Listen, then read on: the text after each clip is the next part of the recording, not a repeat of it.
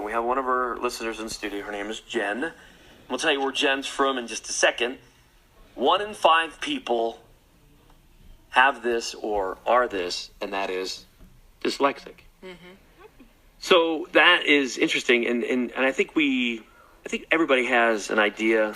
If you don't have it, then you think, well, okay, it's a neurological disorder, first of all. That's correct, yeah. Okay. And we had mentioned that there were a lot of successful people that have this. I want to say Jay Leno. I didn't see him on this list, Yes. but I think Jay Leno has Jay Leno does. Whoopi Goldberg, Steven Spielberg, Steve Jobs, Albert Einstein, Walt Disney, Richard Branson had this. And according to this, 60% of all self-made millionaires are dyslexic. I know one.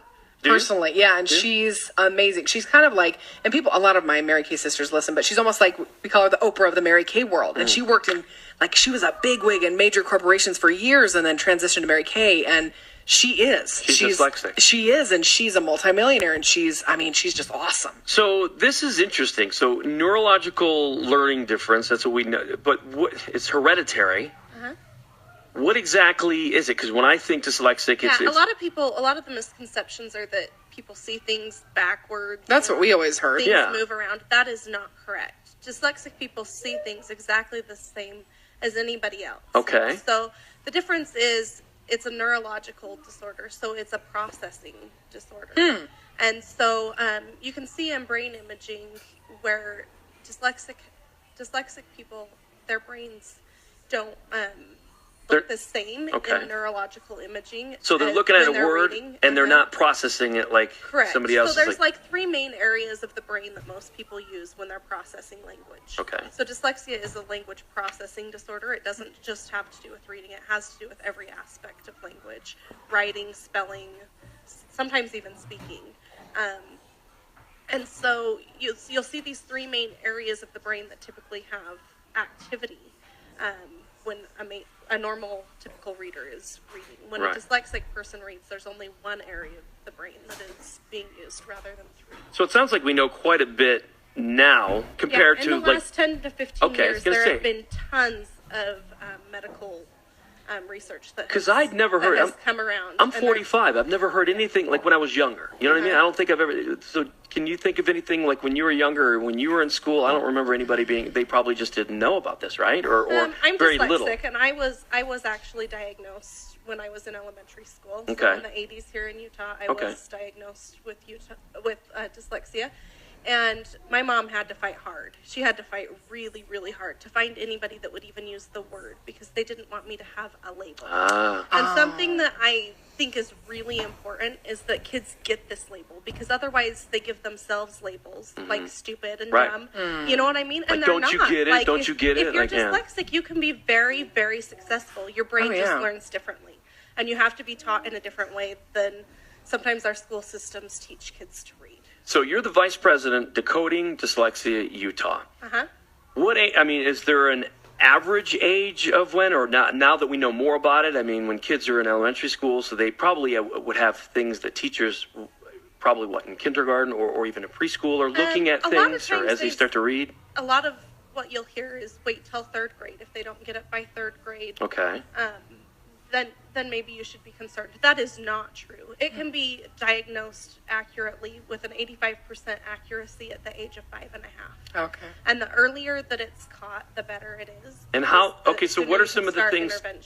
Sorry to cut you off, but what are some of the things to look for? So if there's some educators out there listening, teachers that, you know what I mean? A lot of people say B and D confusion. That is not a warning sign till after about 3rd grade. Okay.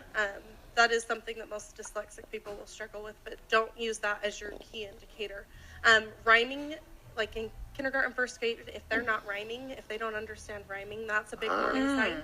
Sequences, like learning their numbers and their ABCs and learning the letters make sounds, like that is a big key indicator. So most teachers, are they taught like as they're going? They're not. They're not. Okay. There's kind of a.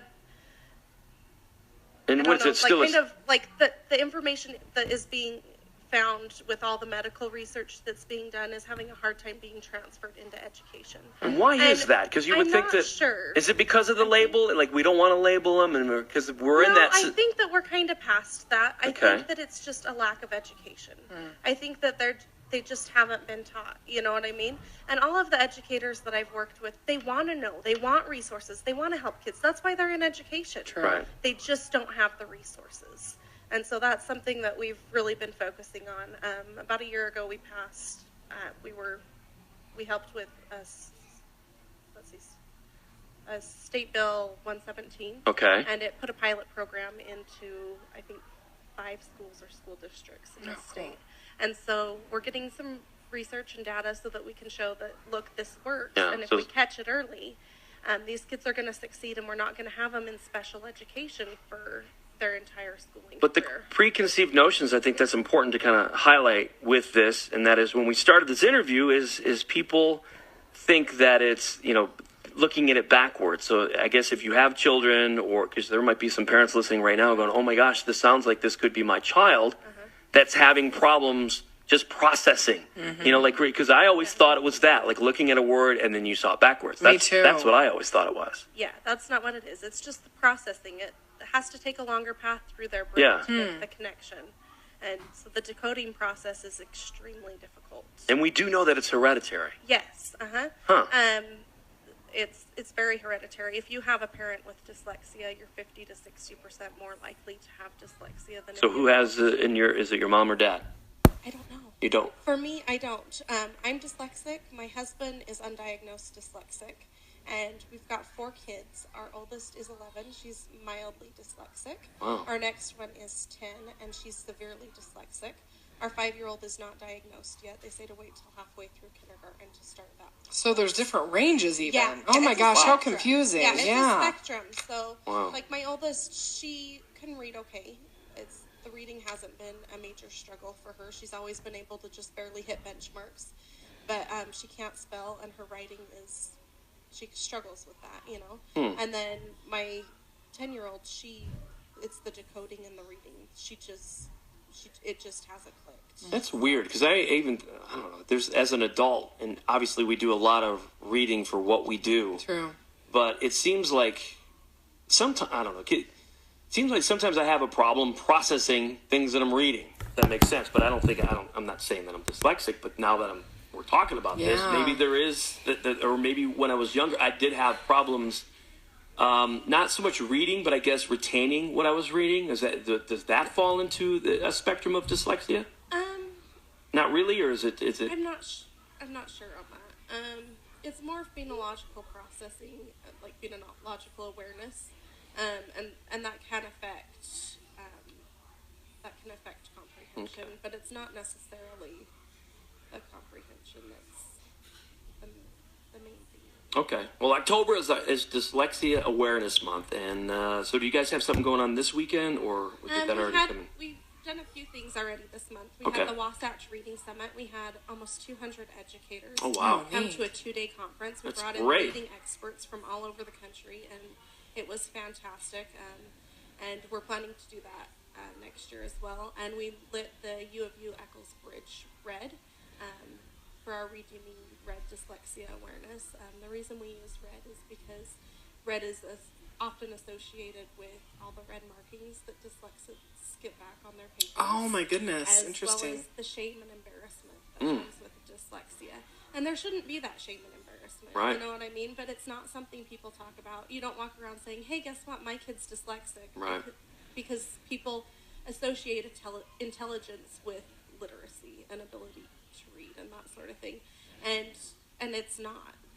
Dyslexic people have average to above average IQs. They just need to learn how to read in a different way. Interesting. Makes sense. Well, the website is decodingdyslexiautah.org. If there's anybody, educators, parents, anybody that wants to find out more information here locally. Yep, and we're on Facebook. We have a discussion board for parents. If you have questions, look us up. Perfect.